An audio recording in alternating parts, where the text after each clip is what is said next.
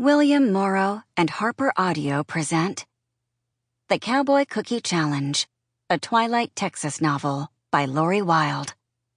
Performed by Lisa Zimmerman. To Carol Hoofs, thank you so much for your enduring support over the years. I feel blessed to have you in my life. Chapter 1. Jazzy Walker watched her best friend, Charlie Cheek, trot across the barroom in an adroit Fred Astaire two-step, dodging tipsy patrons on his way to their bistro table in the far corner, balancing 2 candy cane martinis without sloshing a drop. Medical personnel from Twilight General Hospital, across the road, patronized the recovery room bar and grill, and at 7:30 on a Friday night, the 7 a.m. to 7 p.m. shift workers had descended on the watering hole en masse. "You look thirsty, lamb chop," Charlie hollered over the rowdy crowd and the jukebox blasting Santa Claus Wants Some Loving. "Parched." Jazzy reached for her drink, offering him a winning smile and thanks. "Ready to blow off some steam?" "You betcha. Karaoke 70s contest, here we come." "My little ray of sunshine." "It's as easy to smile as frown," Jazzy giggled. "Good Lord, don't embroider that on a pillow." Charlie raised his glass. "Cheers. Candy cane martinis ought to fix us right up for Bohemian Rhapsody." They clinked glasses and grinned with the ease of childhood friendship. "So, how was your week?" Charlie fished a plump cranberry from his drink and popped the tart fruit into his mouth. "Pretty good." "Is this true, or just generalized jazzy optimism?" he asked. "Pediatric admissions are down. That's always something to celebrate.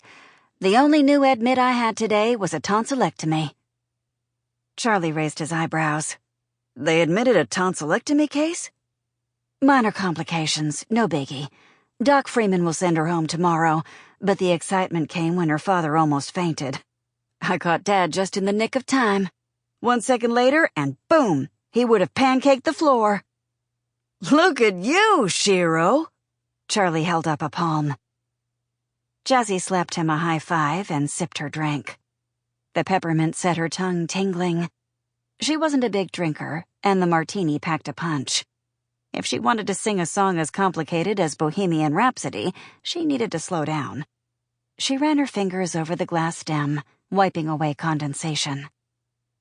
"FYI," Charlie said, "I ordered all-the-way nachos, so don't be afraid to drink up.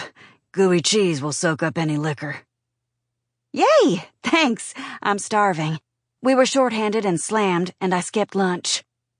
Slammed because she'd been tending the light-headed single dad of her tonsillectomy case. A gorgeous single dad, just to be clear. Not that she noticed. Much. "Now the big question." Charlie placed both palms flat. "Have you heard from traveling nurses? How did the second interview go?" Jazzy crossed her fingers. "No news is good news, right? I don't expect a call until after the new year. Holidays get in the way." "You'll get it." "Here's hoping." She crossed her fingers. "They were very encouraging." "Doubts?" "A little. I've never lived outside of Twilight." "More reason to hightail it out of town. It's your big chance to see the world. I'm jealous." "Don't be. I wouldn't leave if not for—" She gulped. "Well, we won't get into that. I'm going to miss everyone. You most of all." "I remember when we were kids, and you collected travel brochures, and we spent hours in your hospital room poring over them and spinning Eiffel Tower fantasies."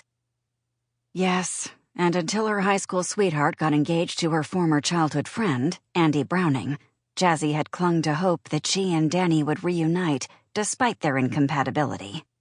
When they were dating, people, Charlie chief among them, used to teasingly say, "Here comes darkness and light." Once, she thought that meant she and Danny dovetailed. Now she understood that opposites had simply attracted. Not always a healthy combo. Believing in fairy tales, legends, and myths.